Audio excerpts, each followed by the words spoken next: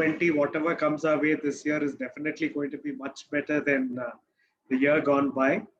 Uh, as we are excited about the new year, uh, I think 2020 also taught us the importance of being prepared and how, despite situations that maybe that invariably were beyond our control, as a group we were able uh, to a large extent come out as winners. And I think a big thank you to everyone who's been a part, especially of the SanQALP team, in implementing a lot of our policies across hospitals. I know it's very difficult when patients argue with us about why they have to sit apart, why they have to wear a mask, why attenders cannot be allowed, or when we have to keep training our housekeeping staff to disinfect surfaces. But I think end of the day, it is extremely fulfilling when a majority of us have not got infected by the virus. And even among our colleagues, those, I think, except for one or two of them, most of them who picked up the infection picked it up outside of our hospital premises. So that itself is indication of how well all of us have come together. Uh, Risk is something that today is a part of our life, and as healthcare professionals, we cannot wish it away. Risk management as a part of our policy, as a part of what we do, is a requirement, even from an NABH standpoint. But like with everything else, we said that it's not good enough just to have a policy that is a tick mark to say, okay, we have a document that when an auditor comes, we will show him saying, oh, we have a protocol and we've done 3 activities and get away with it. But rather, the thought was saying that how can we be proactive in identifying uncertainty? And are there certain tools and learnings that we can pick up from across industry and take it forward from there on? Uh, so ideally, the SanQALP is something that we've come together twice a year as a conclave. But with everything else going digital, we are also forced to take this on a digital platform. I'm hoping that with most of us being priority for vaccination, our July conclave can happen in person because we would have all finished our 2 or 3 doses based on whether we are going to get the Oxford or the Bharat Biotech or whatever that comes our way. So looking forward to meeting all of you in person in June, July. Uh, and a big welcome again to our conclave. This time we've gone a little beyond just the SanQALP representatives from the unit. We've also invited participants from our IS department. We've invited vertical heads from our purchase, from our finance team. We've invited all our management trainees who've been a part of our organization for the last 3 months to a year. Because honestly, like for quality, I think risk again is everybody's responsibility. And we are extremely fortunate to have some very fabulous resource persons. More than resource persons, I would like to refer them as guests who've taken a lot of effort in terms of putting it together. So today and tomorrow, over the 2-hour session, I request you to be engaged.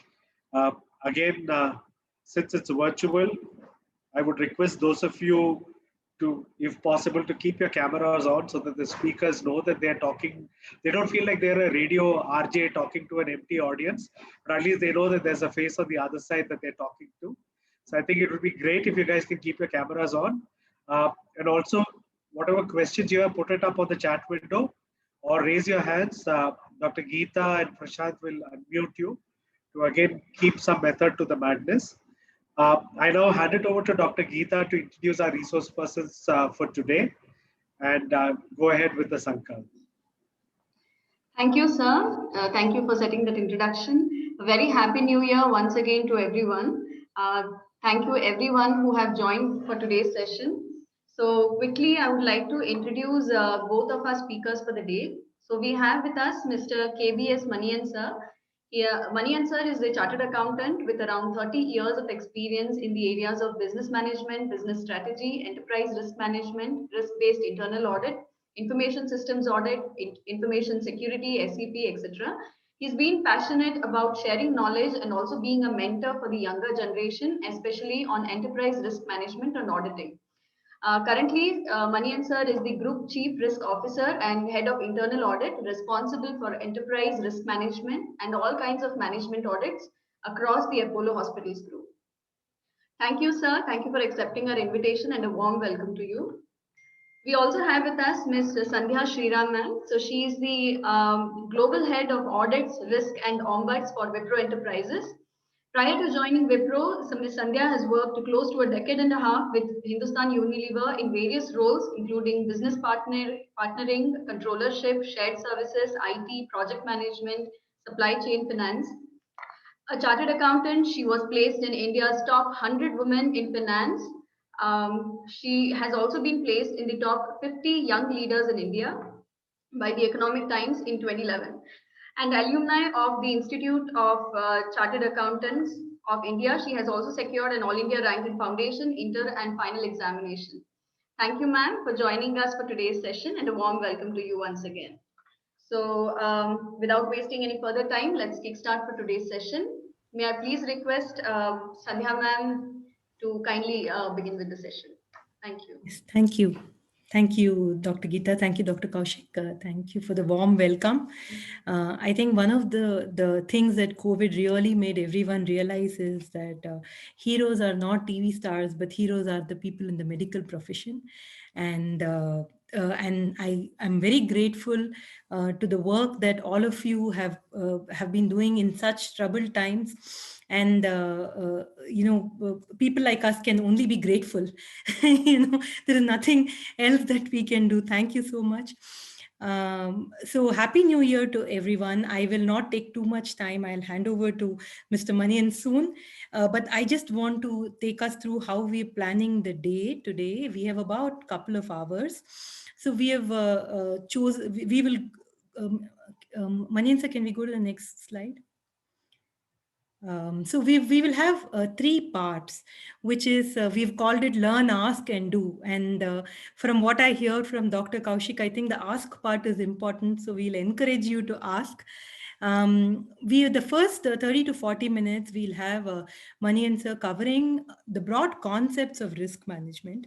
Thereafter, we will spend some time having some discussing these concepts better, looking at some practical perspectives, addressing some of the typical questions that come in people's mind when we talk about risk management. And finally, we'll have some tools and techniques and little activity for all of us to do together so that we are able to take the concept back home. It's a very broad topic, so we cannot do complete justice to the topic in 2 hours. So we will try to do as much as we can. I'd request you to kindly keep putting your thoughts as and when you hear something. It need not necessarily be a question. If suppose there is a concept that's being talked about and you have a point to add to it, you can just put it on the chat window so your colleagues can read it, and it also becomes a conversation. If this were a real session, there would be conversations that will be happening across tables, within table groups. Today, because we don't have that opportunity, let's not lose that experience and knowledge. So as we go through the slides, if you have any comments at all, please post them in the chat window. And if you have questions, you kindly post them on the chat window and we'll pick them at the end of the first part. So without much ado, I'll hand over to Manian sir to take us through the broad concepts of risk management. Thank you, Ms. Sandhya. I thank Dr. Kaushik for the welcome, as well as Dr. Geeta for her excellent introduction. I hope this is audible. Is this fine? I mean, everyone is fine with the Yes, audio quality? Yes, sir. Fine. Okay. So today we are here to learn something which is really fascinating. I mean, please don't look at this as if you are sitting here for some quality conference or you are bound to do some exercise kind of thing. It is something which is very natural to any human being. This is something which is like our second nature. So if you understand the concepts in risk management, you can very well apply this even in your personal life. It is not that you are going to use it only for your organization. So that way, let me put down the learning objectives of session 1, because we have bifurcated the entire learning into 2 sessions, wherein in the first session, we will get to know the basics. Then in the second session, we will also understand how we have to do it. So in the first session, we will understand what is risk and is risk good or bad. because generally whenever we hear the word risk, generally it is perceived in negative perception, right? So we need to understand whether risk is good or bad, and is risk a threat and should be eliminated always. That's also a very relevant question. Then how are risks categorized? Like if at all you'll have to deal with different types of risks, then you need to categorize them and accord the relevant treatment to them. Then what are the ways in which we are going to respond to these risks? What are the strategies which we are going to adopt? Then we will also see some often ignored risks. And I will also tell you what are the critical success factors for an effective enterprise risk management. So this is our learning objective for the day. So even when we get into it, the first thing which I would like to tell you is that risk management is very, very important, whether you run a business or your personal life. If you don't invest in risk management, it doesn't matter what business you are in, it's a risky business. There's an excellent quote by Gary Cohn, who was the chief of Goldman Sachs, and he was also part of Trump's administration very recently. So you cannot, say anything more than this for, to reinstate the importance of risk management. So what is risk? Let us understand this so that it'll be easy for us to treat it or deal with it. Let me give you, just for the sake of giving it, I'm giving it to you. Don't worry, this is not going to be theoretical. So that's why I'm saying, even then, we need to have certain concepts as per the standards. So that way, it is important that we need to understand the standard ISO 31000, which talks about risk management. So ISO 31000 says organizational objectives are influenced by internal and external factors which create uncertainty in achieving those objectives. So there are certain things, an event which could happen because of an internal or external factor, which could create an uncertainty in achieving the stated objective. Each and every business, whether it's a business or a personal life, you have stated objectives. If something is happening and the effect of which is influencing the outcome of your, achievement of your stated objectives, then that is a risk. And that also tells us that there is an uncertainty. It is not very clear. So there is a probability which is involved. So let us understand to this level. Don't worry too much about the theory. Let us put it in simple words. Risk is the chance or likelihood, which is the probability of something good or bad. It could be good or it could be bad also happening. That will have an impact on the attainment of organizational objectives. You can keep it as personal objective also. So you have to understand that it's a chance event and it may give you a positive result or a negative result. And the impact of that particular result will change the true nature of whatever stated objectives you had. So having said that, I will give you certain concepts. I'll quickly go through them. Don't worry, I'll not be taking too much on the concepts. So you would have heard about threat, vulnerability, and risk. All these three are not the same. I will explain you with an analogy. But again, please understand what is threat. A threat is an event that could cause the risk. Let us understand to that extent. Let us not go further, but I have given you something that it cannot be completely eliminated and likelihood is there and all those stuff. It's fine, but it's an event. Please understand to that level. Vulnerability is an error or weakness in the system. So maybe it's something wrong with the process, or it's something wrong with the methodology we adopt, or it could be anything. So, or it could be a weakness in the system, it could be weakness in the process, or it could be a weakness in the control. So that would result in a vulnerability. And these two would result in, together will culminate into a risk. The likelihood that a vulnerability will be exploited or a threat may become harmful is called risk. So let us take an analogy now. So you'll have to remember three things. Threat is an event, vulnerability is an error or weakness, and risk is the exploitation of that vulnerability. Okay, if you understand these three things, it is sufficient. Event, error or weakness in the design, and exploitation of vulnerability.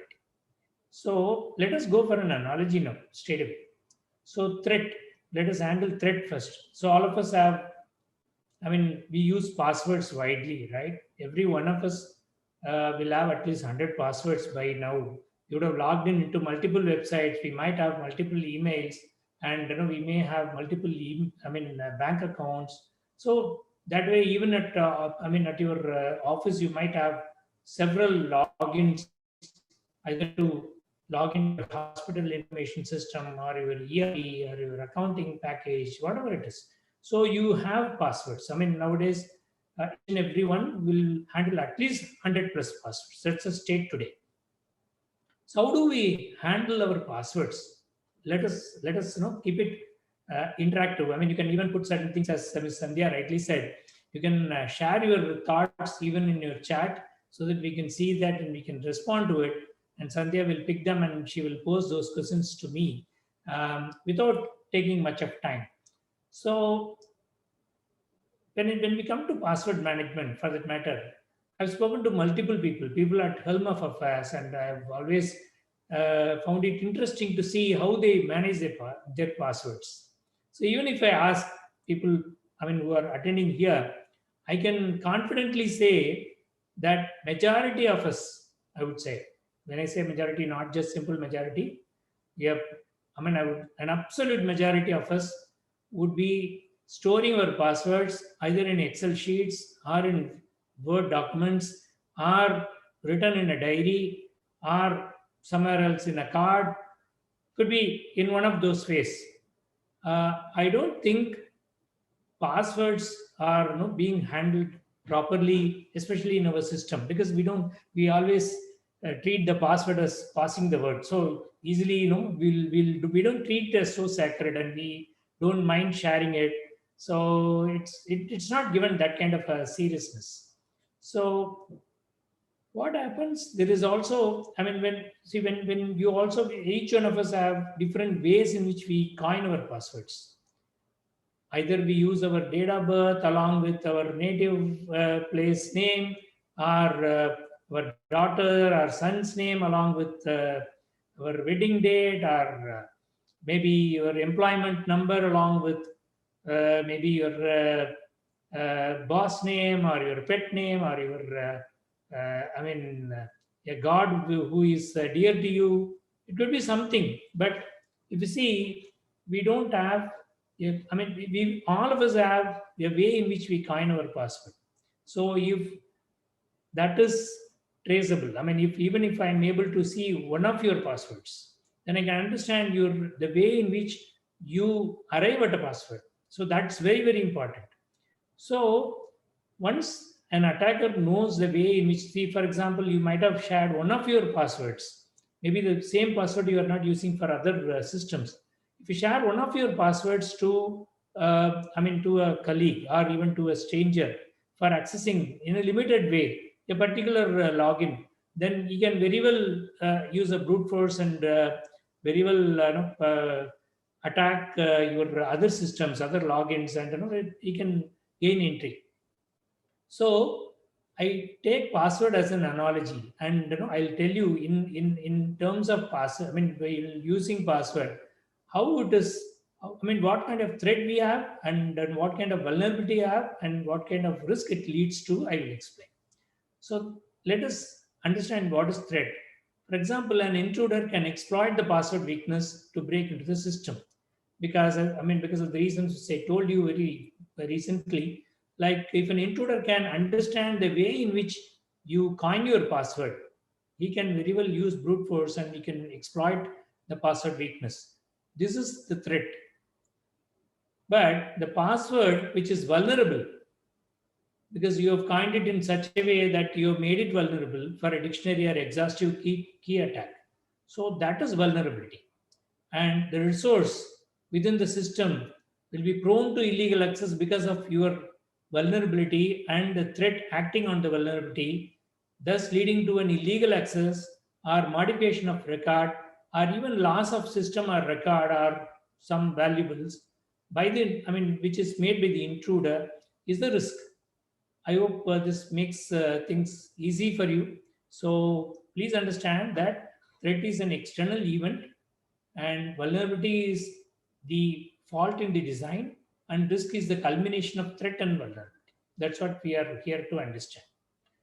We'll go to the next one, where we will understand whether risk is good or bad. So most of you might have a perception that good is always bad. It is not so. If that is so, many of us will not take risk. Whatever you do in your life, it has a risk, right? So even if you have to start from your home and attend your office on a daily basis, it has a risk. You take a risk and come to your office, right? You attend your office on a daily basis, taking risks, right? So same way, a business is run on, countering various risks. So the idea of avoiding or terminating the risk altogether will terminate the reward also.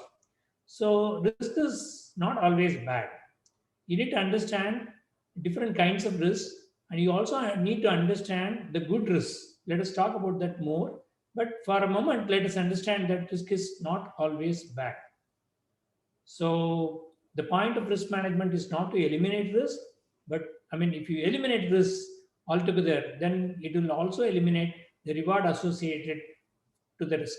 So it's very important. Now we will see the various categories of risk, so that we'll understand how we need to handle them. So based on source, for example, some of the risks might emanate from outside, which will be called external risk. And if it is emanating from within the system, then it will be called internal risk. It can be categorized that way based on the source.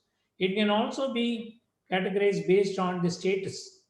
Some of the risks might not have been addressed, and it will stand as a gross risk, which is called inherent risk. Some of them would have been mitigated, and after mitigation, there will be a residual risk. So based on status of mitigation, it can be classified into two, which is called inherent and residual risk. Based on nature, certain risks are controllable, certain risks cannot be controlled. For example, government policies cannot be controlled. We are not in control of government policies, right? So same way, certain other things which are happening within our environment are capable of being controlled. So based on the nature of controllability, we can bifurcate them into controllable risk and uncontrollable risk. But it's very important that we need to understand the classification as given by COSO, so that we can address the risk accordingly. So based on consequence, risk could be bifurcated into 5. One is strategic risk, then reputation risk, third one is operational risk, fourth is financial risk, and fifth is compliance risk. So we are going to drive our discussion based on these consequences. This categorization based on consequences. So I'll take you through each of them now, so that you will understand what is strategic, what is reputational, what is operational, financial, and compliance risk. Is this fine with all of you? Is there anything is there any questions which you would like to ask, or the speed at which I'm going, is that fine? Any feedback? Sandhya, would you like to say something? I think we are receiving good response on the chat. I would feel that people are connecting to the concept, and I don't think we are going very fast. So I think it's going good. I would say that. Thank you. Dr. Geeta, would you Fine. concur with that? Yes, ma'am. I'll go forward. Yes. Yeah, considering the paucity of time, I'm going a little faster, so you'll have to excuse me for that. I'll go to the next slide, but anyhow, I'm always ready to stop at any point in time where you want me to stop. So I'll go to the next one to explain you about the various risks. For example, strategic risks, I told you. So at strategic level, we have different kinds of risks. I've only given certain illustrative risks here. These are only examples. This is not an exhaustive list, it's an illustrative list. And I told you government would be a strategic level risk. And loss of pattern for a not-for-profit organization will be a strategic risk. Innovation risk, especially healthcare organizations invest quite a lot on new methodologies, new treatment procedures, and other stuff. So we need to be very careful about that, and anything going wrong there would result in quite a lot of capital expenditure, which will go down the drain. So that way, there are even it applies for other industries also, even for a manufacturing organization where they are trying to manufacture a new model or where they are trying to introduce a new set of services. It is certainly applicable. So innovation risk is very, very important. And change management risk, maybe you are migrating to a new set of e-platform, maybe for your hospital information system, or maybe for your accounting or ERP.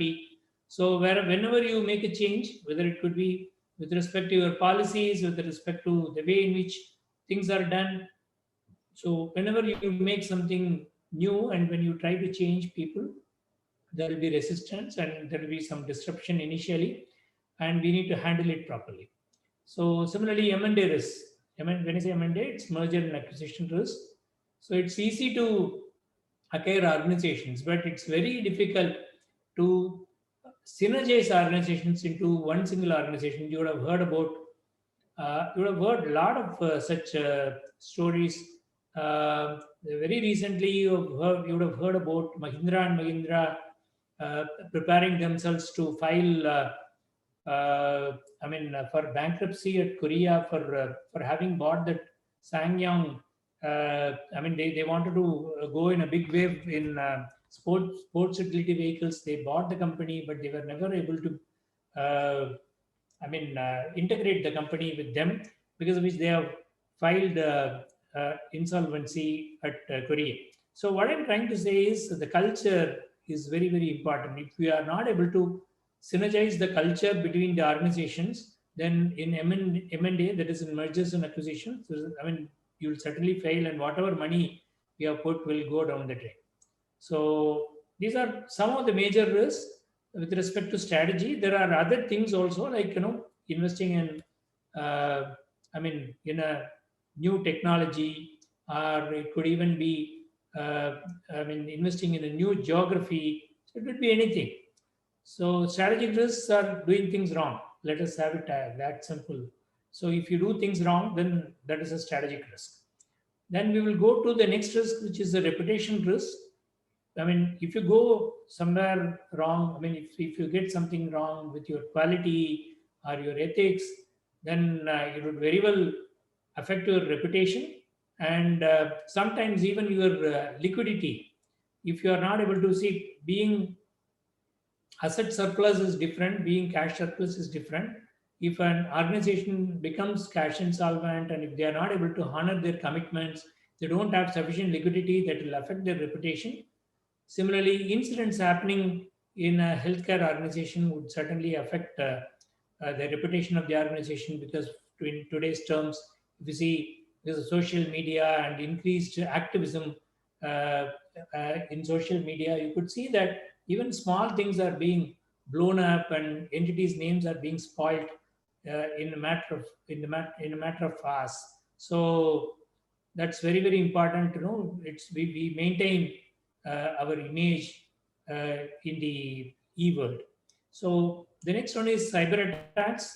So when a cyber attack happens, you know that more than any other type of organization, healthcare organizations are more prone to cyber attacks. Financial institutions and healthcare organizations are more prone to cyber attacks worldwide, because may not be in India, but in other countries, health records are considered to be very personal and sensitive, and any revelation of personal details or health details regarding an individual would lead to medical legal cases, and the healthcare organization might have to pay a huge amount of damage if in case a cyber attack happens, and because of that the data is leaked. So it's very, very important that you maintain your reputation risk intact. So this is the next important risk after strategic risk.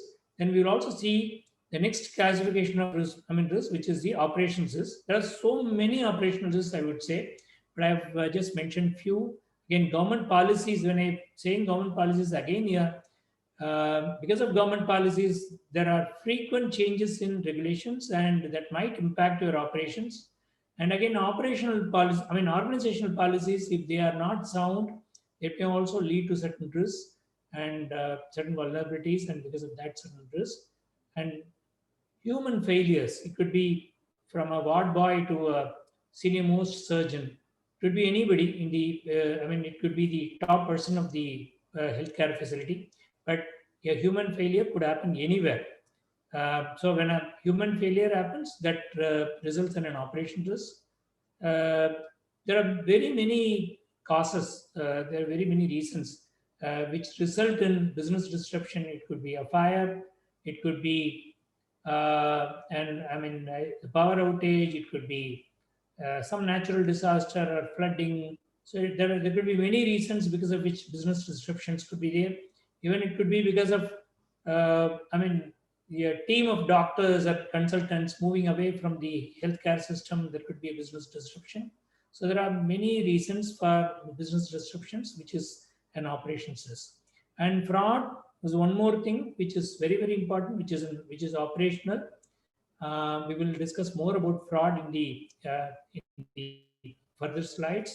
So fraud, as you all know, operation risk. Then the next important classification is financial risk. It may be due to the credit which has been extended by the organization. The credit might have been given to to your corporate customers, maybe to government, maybe to private customers, whatever it is. When credit is provided, especially in healthcare, it is very difficult to get back the money. Normally, I'm saying. So it takes more time than any other industry, and the credit risks are more in healthcare. Then liquidity risk, I told you about liquidity risk in our earlier slide also. Liquidity is very, very important because hospital generally requires a lot of working capital, and lack of working capital would certainly hamper the operations of the organization, and it would result in financial risk and financial model risk. Like many organizations, they borrow money and they conduct their business. Like we need to be very clear about how much has to be obtained in terms of borrowal and how much has to be in the form of equity, grant, and all this stuff. So we need to have a proper model, but for which we'll have financial difficulties and challenges. Then comes legal risk. Any healthcare organization, whether it's for charity or for profit, when a particular customer comes and takes a particular service from us, and when they encounter some difficulty after that, naturally they will find fault with the healthcare organization, and they may resort to filing a case or taking us to the court in some way or the other, which may result in good amount of compensation which needs to be paid. So there's a good amount of legal risk. Not only the money part, it may also result in loss of reputation, sometimes cancellation of licenses and all the stuff. So legal risk is one of the important risks which will have a big amount of finance implication.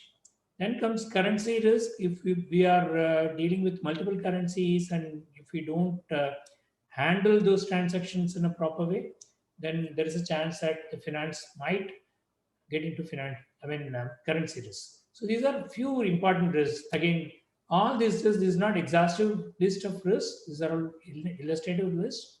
So I'll go to the next one, which is compliance, which is very important. As you all know, healthcare industry is the most regulated industry in India.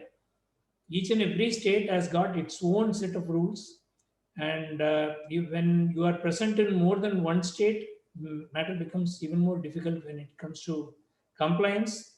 So if you are in 8 states, you will have 8 sets of compliances. On top of it, you will have central government compliances. On top of it, you will have NABH requirements. So like that, the compliance is galore. You have 160 plus compliances today. That's the count which has been given for healthcare industry today. So it might relate to workplace health and safety, or it could be about social responsibility or volatile regulatory regime, especially in COVID times, or it could even be professional risk like directors and officers liability when it comes to third party. So there are quite a lot of compliances. And now, having said this, let us also see how we need to respond. Now, it would be great if I can hear some of you speaking. So I don't mind if if the mic is unmuted. So I would like to hear at least a couple of you answering what I asked for. So let us take this as a common sense. I mean, if risk management is nothing but common sense coupled with business sense. That's it. It's not a rocket science. So I want all of you to be involved. That's the reason I expect you to respond. If you feel that if you don't want to speak and if you want to chat also, it's fine. Miss Sandhya can pick up your chat and respond. She can share it with me. Yes, yes. So There are yeah, so multiple, actually, lot of feedback on the chat window. I didn't want to uh-huh. disturb your flow, so that's why No I have problem. We can spoken. do that now. You can go ahead and maybe we can spend couple of times, couple of minutes on that if required. Sure. So I think it started with a great conversation that Balasubramaniam had initiated, saying experience or personality, which plays a major role in risk handling. A lot of members concurred that it is more experience that drives risk handling. So I but that question itself was very nuanced, because as much as experience is important, the personality or the values or the ethics of the drivers, or the people that are in the driving seat of risk management, all the people on this group, is as much important. So it's a very interesting question and exchange that happened. If you want to comment on it, maybe you can comment on it, and then we can pick up the other topics that came up on the chat window. Very well said, Sandhya. You've rightly put. It's very important that we will have to live the. We'll have to walk the talk, and we need to see. Risk management is something like it's something like you are trying to help the organization in the process. You are only trying to help yourself on a day-to-day basis. So, being risk leaders, you are facilitating others, you are guiding, you are mentoring others, and you at the same time you are also elevating your position as a leader. So that way, people in the audience, please understand that it's an excellent area. I would say this is an upcoming area in India where see we are there. I'm there in risk management for almost 2 decades now. From those days when we say that when I try to explain that my role in my organization, when I tell them that risk management, people used to be wondering at me and to understand what I'm doing at office.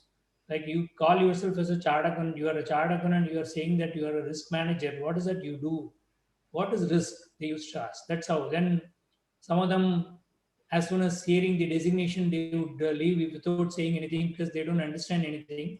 Some of them think that might have thought that I'm bluffing something. Some of them might be interested. They will try to ask certain questions and they will try to understand what exactly I'm doing. What I'm trying to say is this has evolved over a period of time.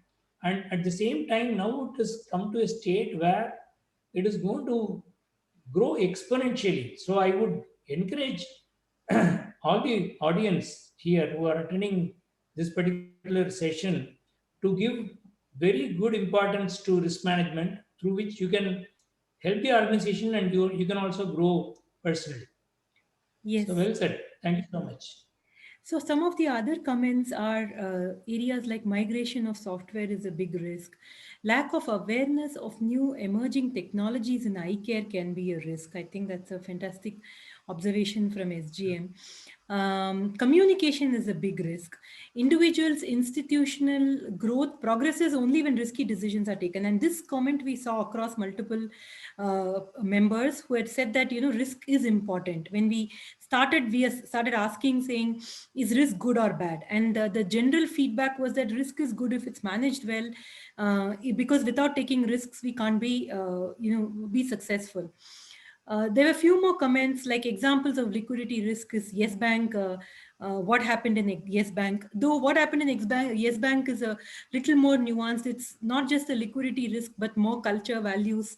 But that's again a good example. Uh, from Shankara Eye Hospital, Coimbatore, there was a feedback saying improper history taking is a risk that I think is we're covering it at some point in time around data privacy, I think, as we go through.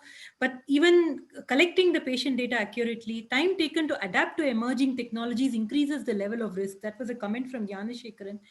I think a very good comment. Similarly, Priya has come back saying updation of firewall security software should help in dealing with threats around data. SGM again said even infection leading to loss of eyesight for a few patients in one of the hospitals of the group can affect the reputation of the hospital. Again, reputational risk, a great example of that. There were comments around risk classification being apt, so that was a feedback. Risk prioritization being important. Again, that's another feedback, I think. The other one is for a large NGO like Shankara, with over 80% surgeries being done free for poor people, it's important to focus on waste elimination and cash generation for paying surgeries. So that was another comment that came up. There was also a comment saying taking the new vaccine can be a risk. That maybe I will let Dr. Kaushik answer at the end of the session. But medical legal cases can be a risk is another one. Compliance is a risk. So there were like fantastic comments which have come through. Some questions have also come through. So maybe I'll ask one question to you before we go, which is, should we be focusing on vulnerability rather than risk in the long run? So do you want to take a stab at that, Manian sir? See, vulnerability is one of the factors. So we should certainly be looking at the vulnerabilities. But what would activate the vulnerability is even more important. So in some cases, there could be certain vulnerabilities, but again, there could be some alternate controls. Because of that, vulnerability may not really, get activated. So vulnerability is something which is very important, which needs to be addressed. But more than that, we also need to see whether there is a chance that a threat will expose the vulnerability. That's very important, because see, when what happens is that if you keep looking at vulnerabilities, the list is endless. For example, when I go for a hospital floor walk, I could see 1,000 vulnerabilities in any hospital, for that matter. I might go and say that no, you don't have markings on your steps. I can say that you don't have. You have not properly put screws on your windows. I can say thousands and thousands of vulnerabilities. But do we have the necessary controls around that? Because each and every mitigation has its own cost. So we need to be very clear about mitigation, because we are going to talk about that little later. So that's why I'm saying vulnerability is very important. We need to be aware of the vulnerability, and we also need to be very clear about the threat perception of that particular vulnerability. If we have the relevant controls around, and if it is sufficient, we may not even need to act on a particular vulnerability. In some cases, it may not be so. So you will have all kinds. You'll have to decide. That's what we are going to see in the later part. Thank you. Yes. Yeah. So So I think can we we can go proceed ahead? with the presentation. Yes. Yeah, sure.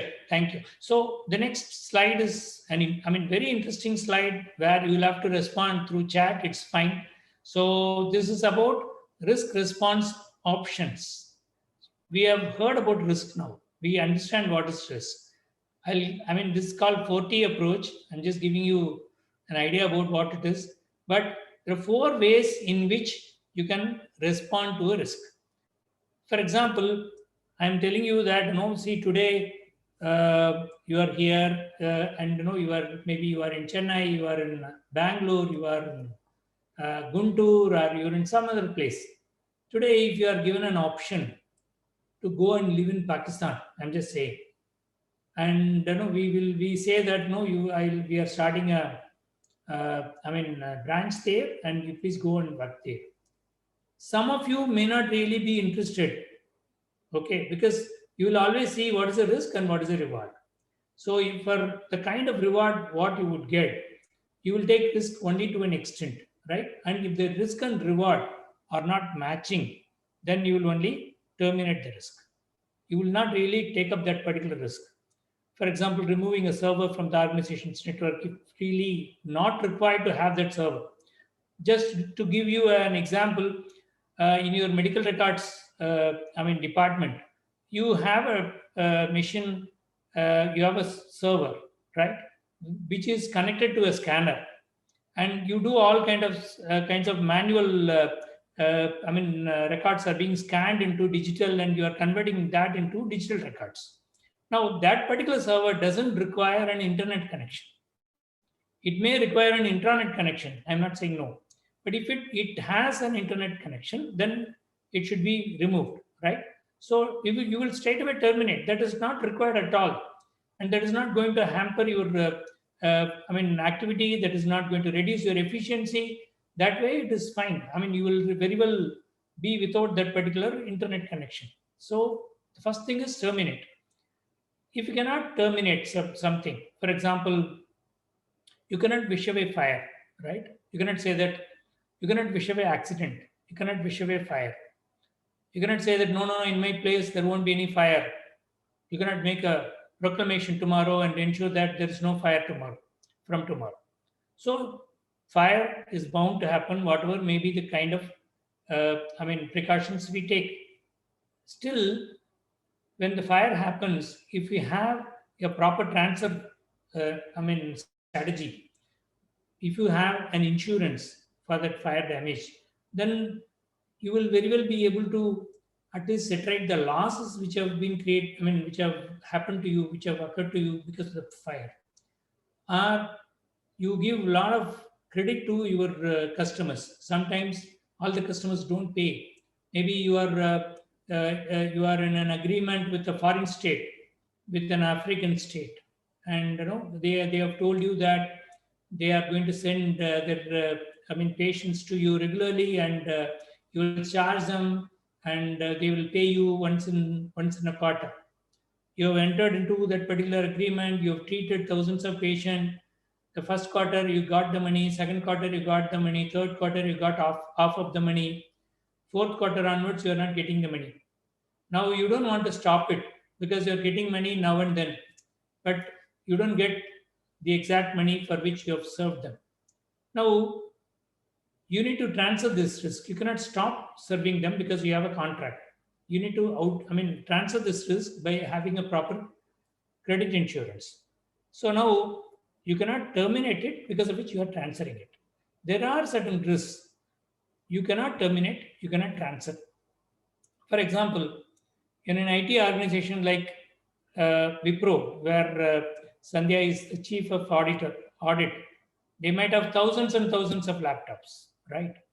So if you try to transfer that particular risk of losing a laptop or breakage of a laptop, it is going to cost you huge, because generally insurance is cheaper when the chances of a particular damage happening is less. But when the chances or likelihood of a particular damage or the loss is imminent, then naturally the cost of that particular insurance would be very, very high. So laptops being mobile equipments, they are considered to be susceptible to lots of damages, though in reality it doesn't happen so. The insurance company would perceive it like that. They would assume that at least 50% of the laptops will be lost or broken, right? And with that, they will come out with a premium model and they will say, you'll have to pay us this much. In reality, you may not lose even 1% of your laptops in a particular year. So that way it will become very costly for you. So instead of paying a hefty premium, you can create a sinking fund and you can invest that money within your own company and use that resource for replenishing the laptops which have been lost or broken.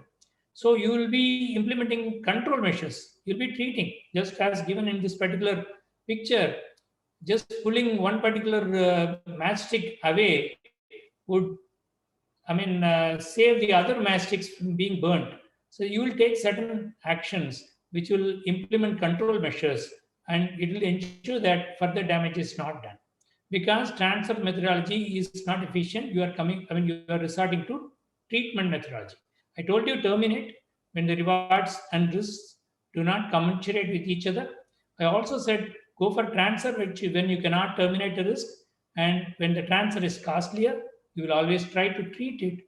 And please tell me, now I want you to give your responses in chat box.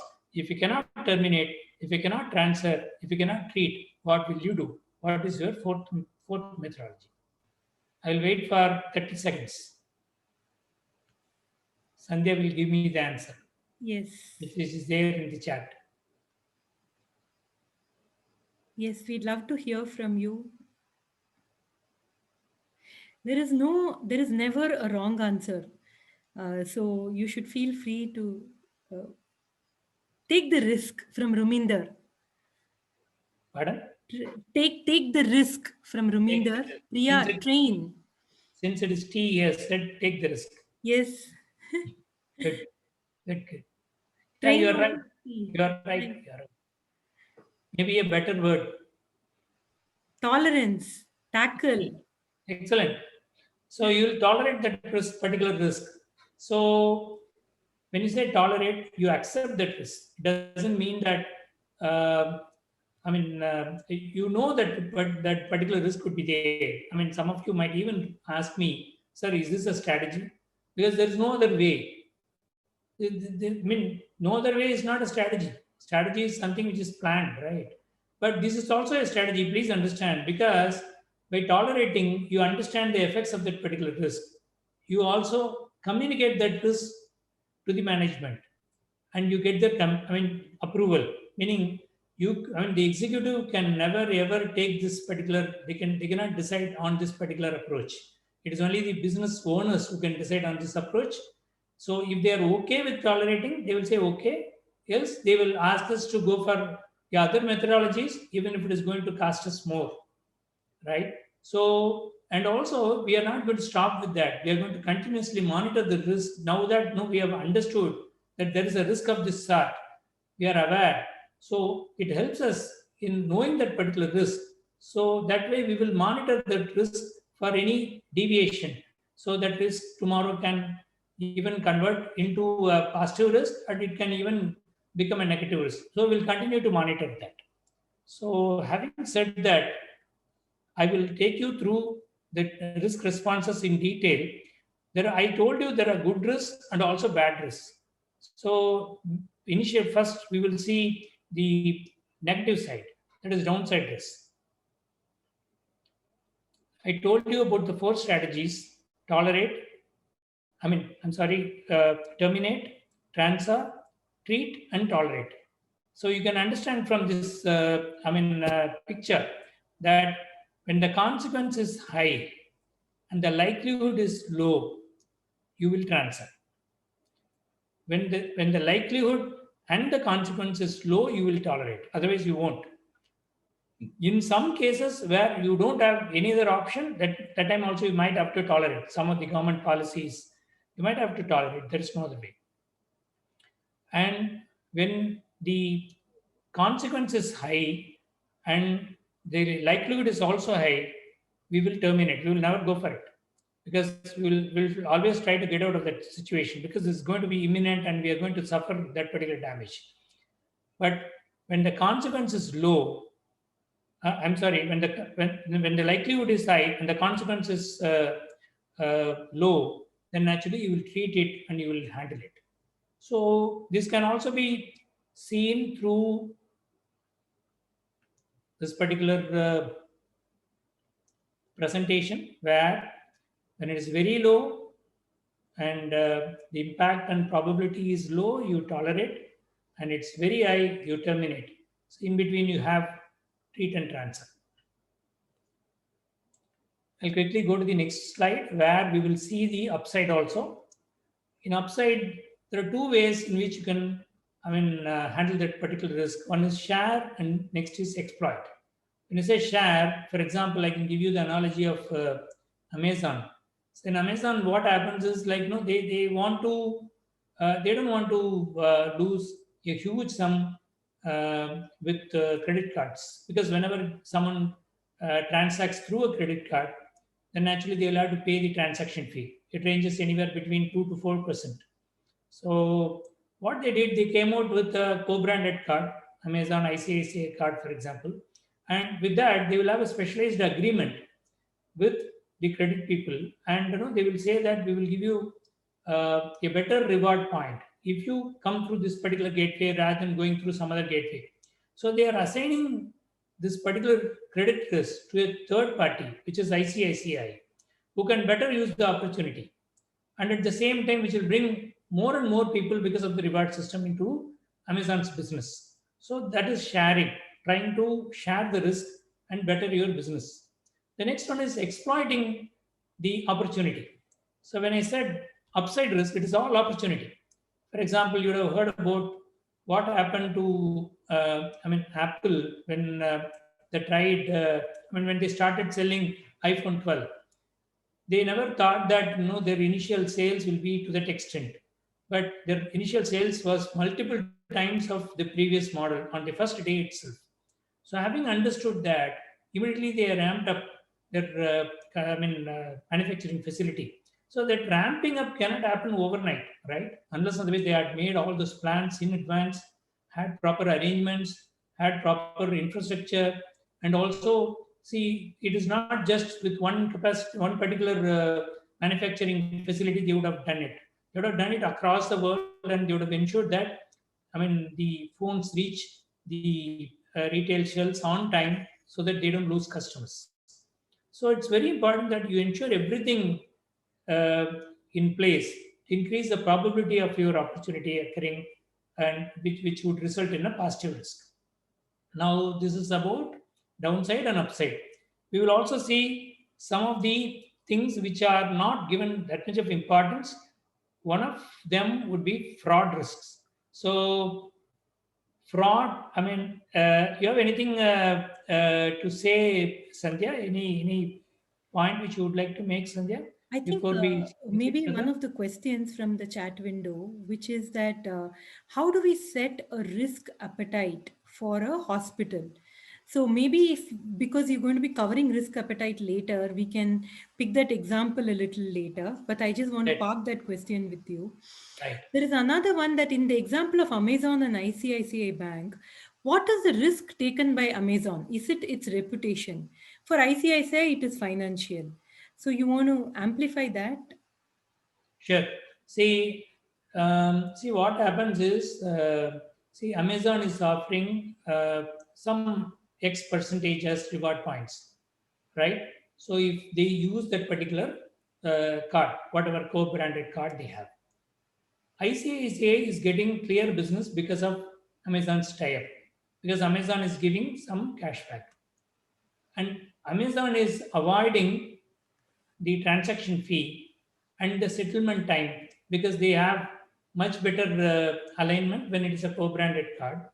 So they have better liquidity, point number one. They have reduced transaction charge, and they have customers who are willing to be stuck with Amazon, in the sense, when people know that they will get 5% on their spends through Amazon ICICI card, naturally they will try to be with that rather than use some other card.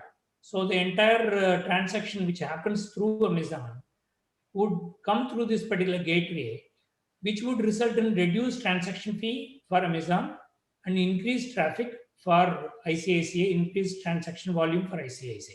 It's a win-win for both of them. Amazon doesn't have the credit risk; it is given to ICICI. That way, it doesn't have any difficulty. Amazon has gone a step forward. I told you about two types of things. No, like one is share. So they have also, from there they have gone ahead to exploit. What they have done is now they are saying buy now, pay later. So now they are negating, having achieved that kind of a customer base, they are negating that particular credit card service provider also. Don't go to that credit card service provider. I don't want to spend even that 1% or 2% now. I want the entire thing. You come to me, I will give you the credit because you have been transacting with me for so long. I am also going to get certain basic, verification done with respect to your transactions, with respect to your KYC. Now that I will derive a comfort and I will take a proper, well calculated risk, and I will give you a limit of 10,000 rupees, say 5,000, 10,000, with which Amazon is not going to lose because no bad debts are going to be there anywhere. So they say, let me see, anyhow, they are going to pay 2% to ICICI. So if they save that 2% on the entire transaction, it may not be even 1% of the bad debt they are, they might incur. So they are saying buy now, pay later. So they have gone one step ahead, where they are trying to exploit the market now, even without Amazon, even without ICICI. So we need to understand the difference between share and exploit. Yes. Did I There's answer one your more. question? Yes, yes, absolutely. There's one more question on exploit, which is when we look to exploit a risk, is there a threshold that one should set to prevent this going negative at times? Like you said, the limit of 10,000 that Amazon is setting or 5,000 they're setting a cap per. Certainly it is there. But the question is, any examples from the hospital world that you can share? See, in hospital world, we can only ensure that. I'll put it this way. Share, I will do it this way. For example, if I have multiple units in a particular city, say Bangalore, and I have, I need to invest in a particular diagnostic, equipment. Instead of doing it in multiple places, I might do it in one place, and I could pool everything in one particular hospital and do it to reduce capital expenditure. That could be one way. Alternatively, I could collect all these cases. For example, maybe it could be some specialized, culture test or some other pathology test which you want to do. Instead of you doing it, you give it to a third party. You outsource it, probably to SRL laboratories or Lal Path labs are kind of people who have invested. So you don't get too many of transactions of that sort. You get very little transactions, and it doesn't make a business sense for you to invest huge amount on that particular equipment. So rather than doing it by yourself, you share it by having a proper arrangement with a third-party service provider. Thereby, you reduce the overall expenditure, and whatever is going to be the cost, any of the patient is going to pay, whether you do it or whether the third party does it.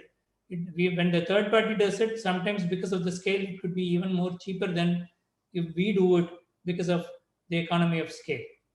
So that way we can share. So that way, I could tell you that share could be one of the.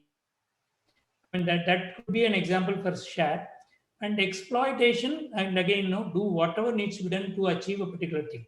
For example, now that the COVID vaccines are out, in the sense there's going to be a dry run, may not be applicable for Shankara Eye Hospital, but generally for healthcare organizations might be interested in, administering this and be part of this particular exercise across. And if you try to augment your facility and ensure your supply chain, your workforce, your ensuring that proper training is provided to them, and having proper logistics. With all that, you can exploit the current situation and get the best out of the current situation. Not in the wrong way, but you also contribute to the nation. You contribute to the the overall exercise of delivering the vaccination to all the public. So that way, you may in the process you will also benefit, not in an undue way, but you will also benefit. So that way, you can exploit the situation. Exploiting not in the wrong way. That's what I'm trying to stress. Yeah. There are a few more questions on the chat window, but in the interest of time, maybe Time. we Yeah, can yeah, proceed yeah. with the slide and we I can think pick some of these questions when the correct, correct. topics. Now itself we are 4. So I think we should quickly move now. So I'll quickly move. Some of the risks which are not given that much of importance, and because of lack of bandwidth, because of lack of expertise, many times we are not able to look at some of the lesser known risks or risks which we know but we are not able to concentrate on. See, with respect to fraud, we need to understand why a fraud occurs. Fraud occurs because of 3 things. That's why we call it as fraud triangle. First thing is there should be a trigger. There needs to be there should be a need. There should be a pressing need, I should say. And it can be a peer pressure, it can be greed, it can be lust, you can call it anything, or even a pressure at home, it could be anything. So because of that, a person tries to do something which is uh, against the moral principles. And because of that, he will be looking for certain opportunity. So the opportunities are the enablers. It may be a weakness or vulnerability in the process, or lack of control, or system has not been designed in such a way to detect frauds. Could be anything. But when this particular threat identifies this vulnerability of opportunity, then naturally he does it. But when he does that, he will always be having a justification, meaning he will rationalize that. He will say, my boss is not paying me well, my boss is not treating me well, my peers are being paid better, I have not been given a proper increment, the same kind of role if I am doing in some other organization, I would have been paid much better. So all kinds of rationalizations would come, and I need it for my kids, and I need it for my rainy days. It could be anything, but no.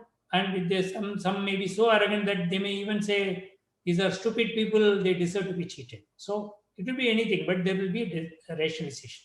So this is the fraud triangle for you to understand. So only when you understand the fraud, because we carry out quite a lot of special audits also in our system, and I had the chance to interact with several such people, both internal and external.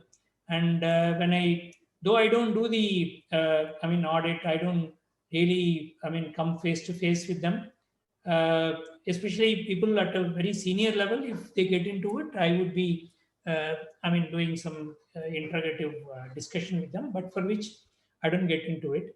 So when I speak to people, I get to know quite a lot of things, and I get to understand the psyche of people. So it really, it's mind-boggling. So this is one thing which we have to understand, which we have to look at. The next thing is, how do we carry out certain anti-fraud measures? We need to have code of conduct and ethics. We need to regularly be reiterating this code of conduct and ethics. In fact, it would be good if we even uh, I mean presented it somewhere in a conspicuous way wherever possible in the organization, so that this gets ingrained in the minds of the employees. Then we should also have a sound whistleblower policy. We should have anti-fraud policy and training, not only for internal people, but also for third party, including our clients, including our suppliers, vendors, etc. Then we should have a strong internal audit system. We should also do a proper audit of financial statements, and we should have internal financial controls review. We should be conducting surprise audits if it is needed, not mandatory. And employee job rotation is very, very important in anti-fraud measures. I'll also take you through the next important thing, which is cybersecurity, which is, especially because of the COVID, there's quite a lot of incidents, quite a lot of cyber attacks happening, especially on fintech companies, financial institutions, banks, and also healthcare organizations. So these are the places where you will have the data of the masses. That's the reason they are targeting these companies. So cybersecurity is very, very important. And response to cybersecurity risk could be enhancing awareness, information security training programs being conducted on a regular basis, periodic reassessment of IT landscape, including cloud security, because many of us feel that having something on the cloud is very safe, and the cloud service providers will always say that ours is the safest place in the whole universe. But it's not true with many of them. Security testing, especially, you need to have the right kind of experts and tools being used. Cyber risk landscape intelligence, especially, we have very good cert team. In the sense, the central government has got, they have organized this certain facility. Anyone can subscribe to it, and they can understand the kind of vulnerabilities which are being identified, and the necessary, control measures which need to be taken. User behavior and predictive analytics might be difficult for smaller organizations, but it's very, very important for bigger organizations, because unless otherwise we do it, we will not be able to understand and identify frauds in time. So having said that, I'll take you briefly through the data protection requirements. Though this is not mandatory today, this is going to be mandatory shortly. So you will have to prepare yourselves for this. Unless otherwise you prepare now, it will be very, very difficult for you. So when the government comes out with the relevant, act. So it's going to happen anytime in future. Many healthcare companies are, not keeping up, pace to this, and you need to be aware of the requirements.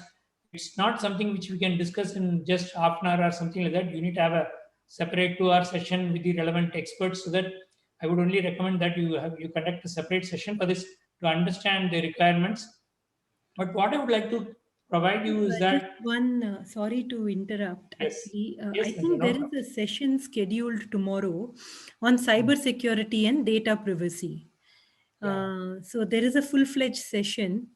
So maybe what we can do is, in the interest of time, we can skip this slide so it gets picked in Right. tomorrow's session, and we can Right. go on to the next topic. Sorry, sorry for Certainly, interrupting. certainly, yeah, you are right, and I was also of the same idea. Like I'm only telling you that personal data protection bill has got introduced in the parliament, and it has been referred to a joint parliamentary committee, and it will be a law anytime in near future. So be aware of that.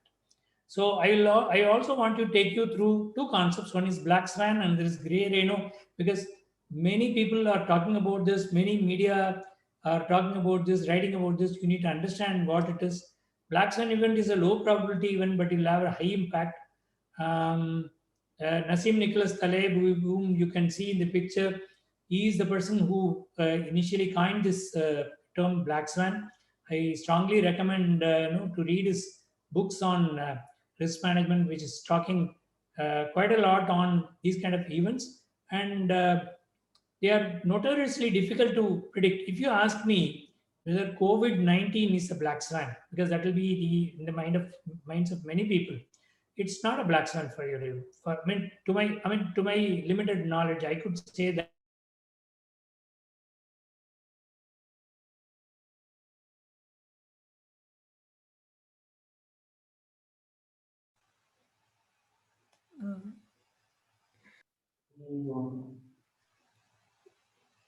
Manian sir is frozen, right? Yeah, I think we've lost him in the middle. Okay, I'll call him.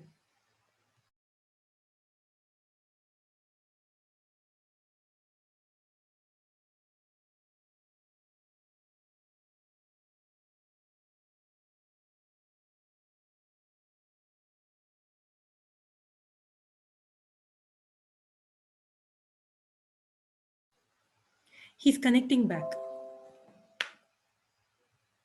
So while he comes in, I think we can, first of all, Dr. Kaushik, you were, um, am I there or have I got disconnected? Dr. Kaushik, you were wrong. We've got tremendous participation on the chat. So we've, we've got wonderful comments coming up on the chat.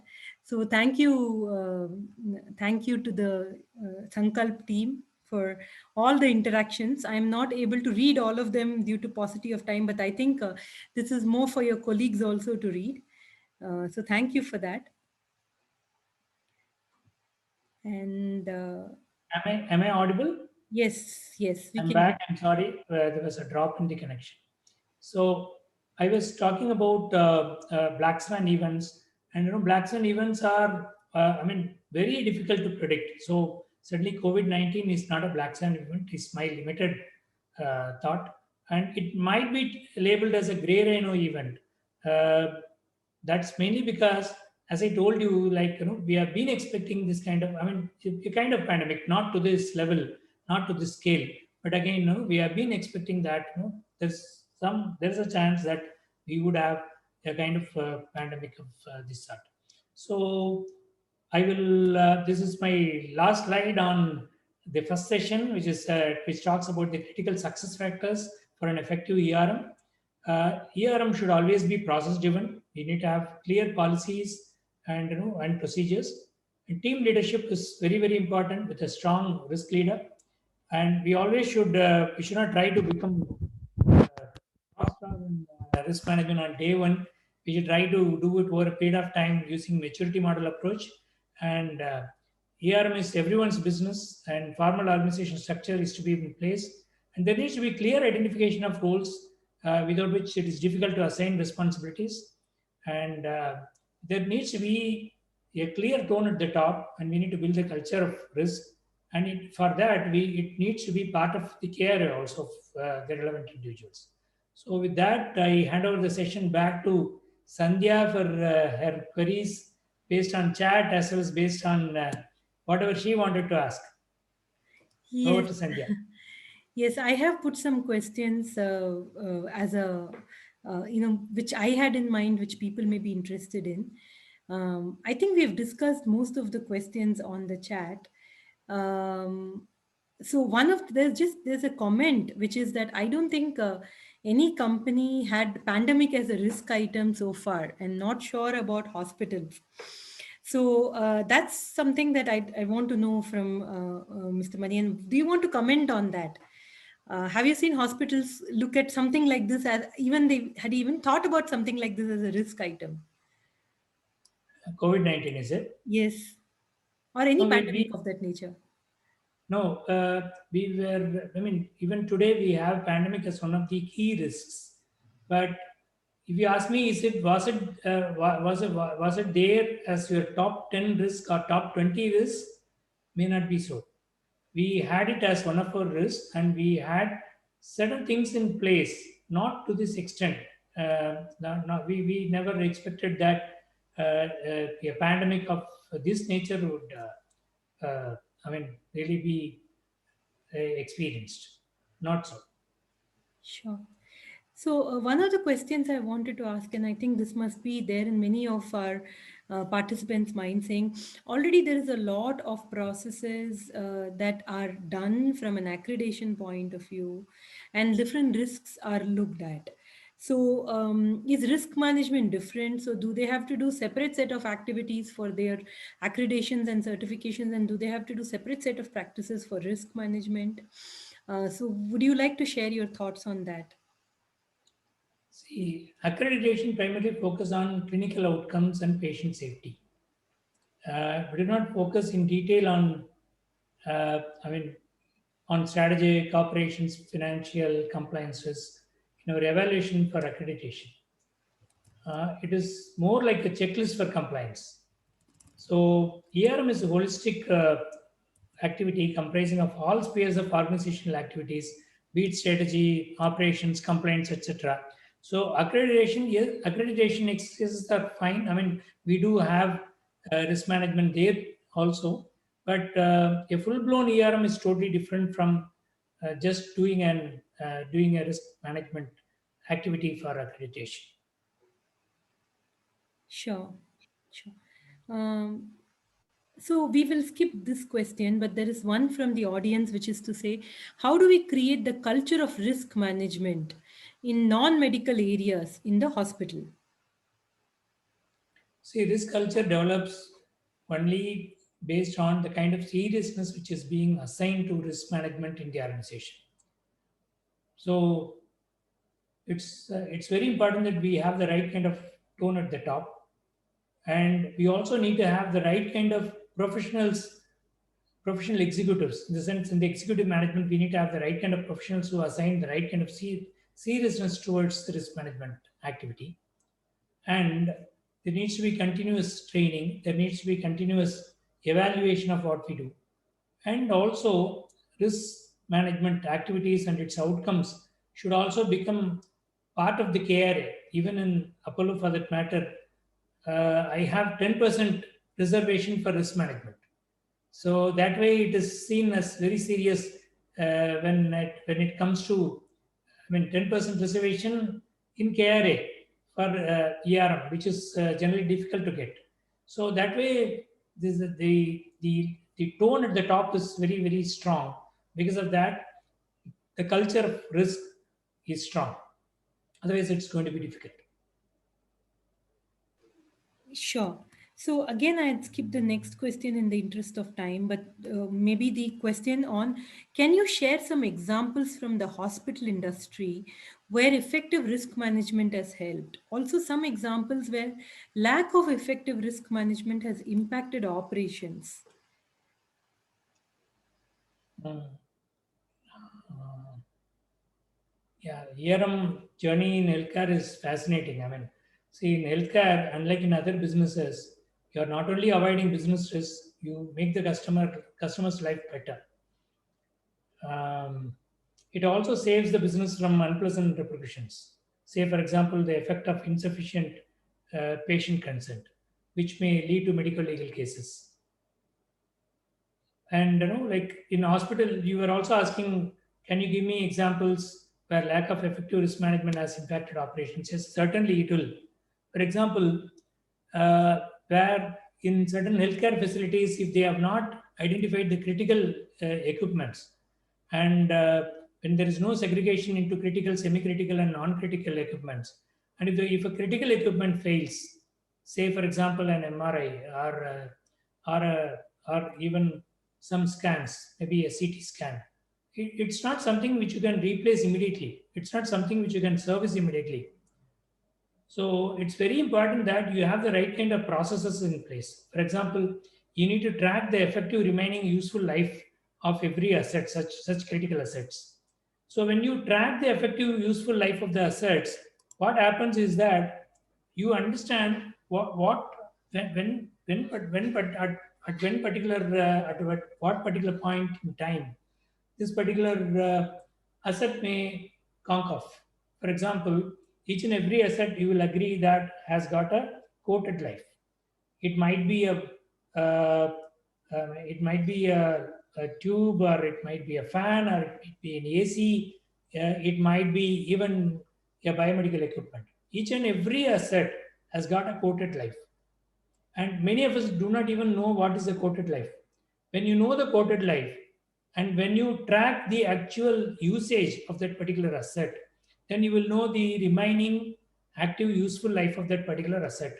So when the active useful life of the remaining useful life of the asset is known, then you will know that this particular asset will work for this many number of either number of tests or period of time. When you know that, you will be very clear, and you can have the right kind of SLAs with the OEM, that is the person who has supplied you the material, that particular equipment. And many of them may not even know that that particular equipment has outlived its useful life, and they would still be using it, thinking that it will be there forever. In such a case, at least there is things, sometimes it may not make sense to make it, replace it because it's working well. But at least you will have a better SLA with the OEM or the service vendor, expecting that this particular machine can, conk off any time because it has exceeded its useful life. So that way, it is very, very important if you have an effective risk management in place, but for which it will impact your operations. Hope I answered your query. Sure. Thank you. Actually, And I thought I will just get it. In turn, you can also have your, a proper SLA with your internal customers. Yes. Because there will be a lot of internal departments who will be using that particular equipment, will come to that particular facility and they will use that equipment. So if a particular equipment comes up, you can tell them, after identifying the root cause, you can tell them that it is going to take 3 hours or 3 days or 3 months based on the SLA you have with the OEM. If you don't have it, then you cannot communicate that to your internal customers also. You'll have that particular servicing department will have pressure from both ends, both from the internal customers as well as from outsiders, from the patients. Sure. Yeah. Thank you. I actually thought I'll get away just asking questions, but Dr. Kaushik has put me in a spot here saying, are there any learnings from the FMCG and services industry that you would want to share? So maybe a few examples I will share which may be relevant. So one of the things that we keep tracking is the our readiness for e-commerce. That's a key risk which we track in FMCG. I think it's similar to some of the risks that came up in the chat window, where there are new innovations or new tools, or how is our people readiness, because many times it's not just about how we whether we can get some digital consultants and get ourselves on the e-commerce side, but about the talent and capability and readiness of our people to adopt new ways of buying and selling.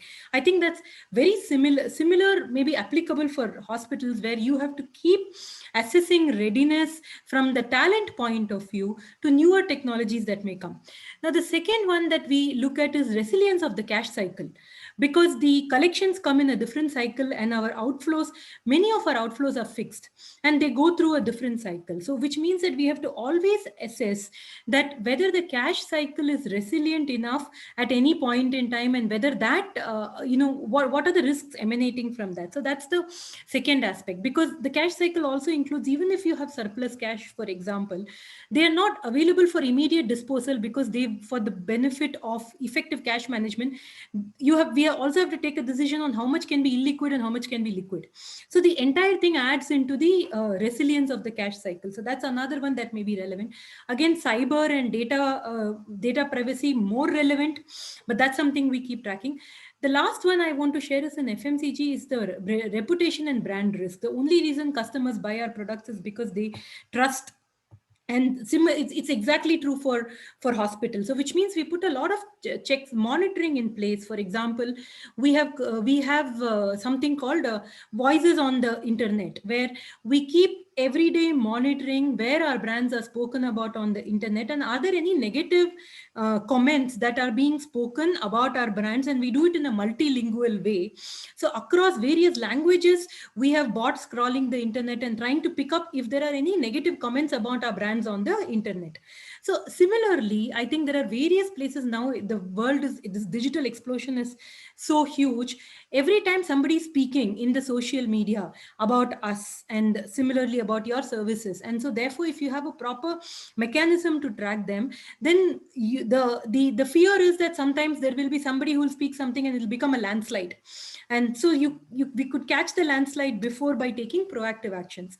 So those are some of the parallels that I could draw from an FMCG to maybe the hospital sector. Yes. So in the interest of time, given that we've just 30 minutes more, there are a few more questions, but we'll pick them towards the end if we have time.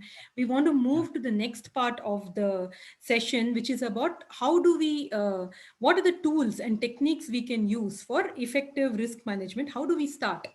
So if that's all right with all of you, we could go back to Manian sir and ask him to take us through the practical aspects of risk management.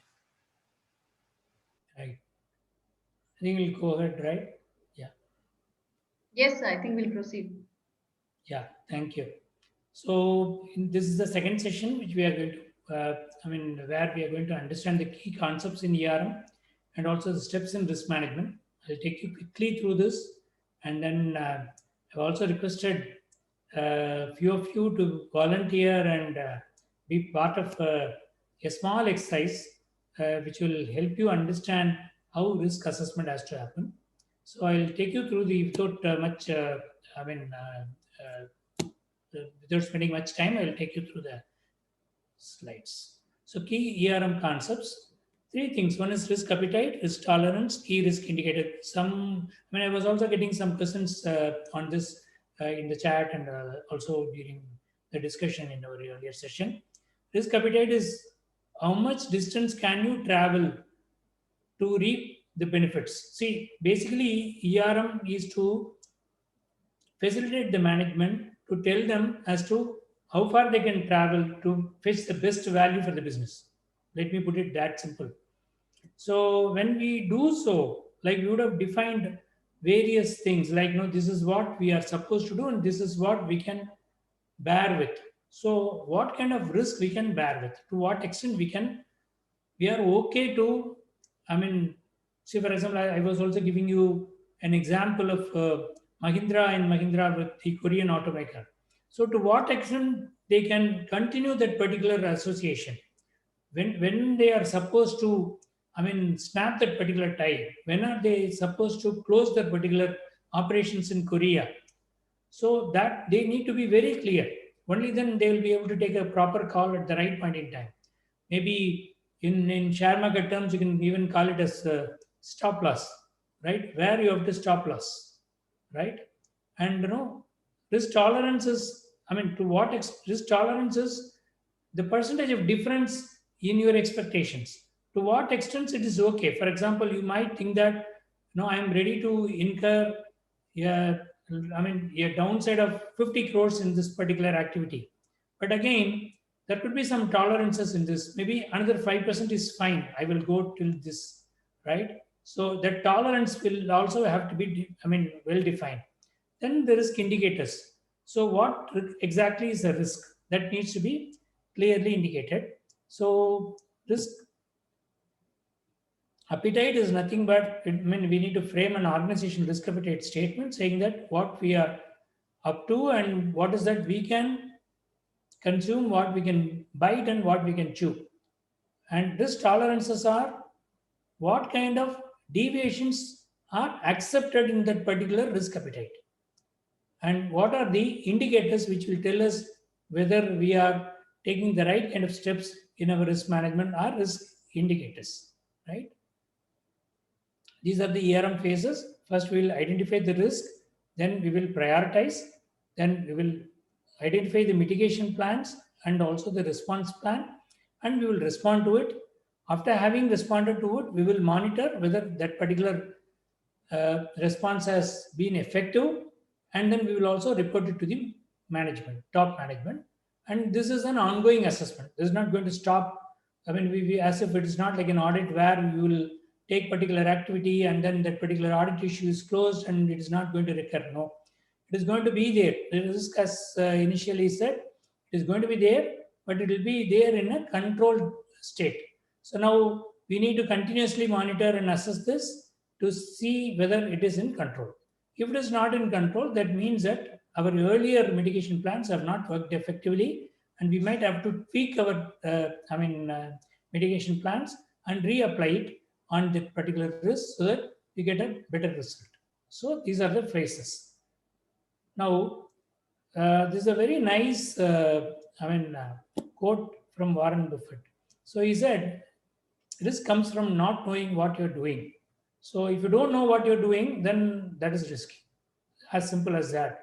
So that is why it's very important that when he says not knowing what you're doing, so you need to understand that this is very important. What is the risk appetite? What is the tolerance? What is the indicator? If you don't know this, then you are doing something risky. In the sense, you may end up losing out something. So how to know? He said you'll have to know. Now how to know? You can conduct various workshops through which risk can be identified. You can brainstorm within the group, use structured questionnaires. You can interview the stakeholders. You can even understand from web search, desktop search, or from the media, from press. You can discuss with peers, subject matter experts, and all those stuff. And I'm going to say this in the next slide also, considering the importance. Risk identification is very, very important, because unless otherwise you identify, then it is going to be very, very difficult for you, because it will be a bolt from the blue. It might emanate from the audit reports, it might from the strategic and business plans, it might be out of the policy documents or the incidents which have happened, or it could even be, it can even come out from the discussions which you have with your colleagues and superiors.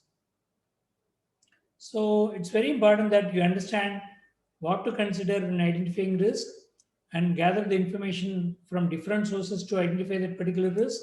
Assess what can go wrong. This is very, very important. So what can go wrong in a particular activity of yours in a day-to-day, of official activity? Categorize the risk identified, preparation of risk register for each unit. This is identification. Once you identify, you will have to assess it. So I put prioritization, but it's only an assessment, because why I put prioritization is any risk which has been identified have to be prioritized first, because see, it could be done both before as well as after. If you understand, if you have a very clear thought about that particular risk, even before you assign a value to it, then you can prioritize that. If it is very important for your business objective, you can prioritize that.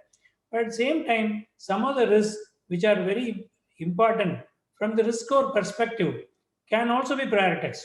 So, if any organization, as I told you earlier, cannot be working on 100 and odd risks, they will only have the top 20 or top 15 risks on which they will work. The remaining will be monitored, and there would certainly be certain mitigations which would be going on, but you will really be on clearly on top 20 risks, not more than that.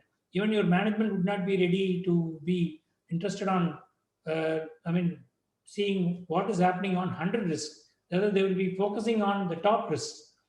So that way, prioritization is very important, because unless and unless you prioritize, you'll spend quite a lot of bandwidth and cost on the mitigation. So it's very important that you prioritize. So in this, what we would do is we will understand the impact and also the probability. These are the two things we'll do. The product of impact and probability will provide you the risk score. So this is what it is. So the impact could be critical and the likelihood could be possible. And if that is so, the risk score would be impact into likelihood, which would be 5 into 315 in the given illustration. It could be anything. It could be 1 into 1, it could be 1 into 5, or it could even be 5 into 5, right? So it depends on, but again, how do you assess a particular risk to be 5 in impact and 3 in likelihood? Likelihood comes out of experience, but impact comes out of clear statement about your risk assessment criteria. Each and every organization needs to have a clear-cut risk assessment criteria. With that, you will be able to identify the impact and its level, whereas likelihood is more out of experience. So having said that, what do we do in mitigation? We perform root cause analysis for the risks identified, and we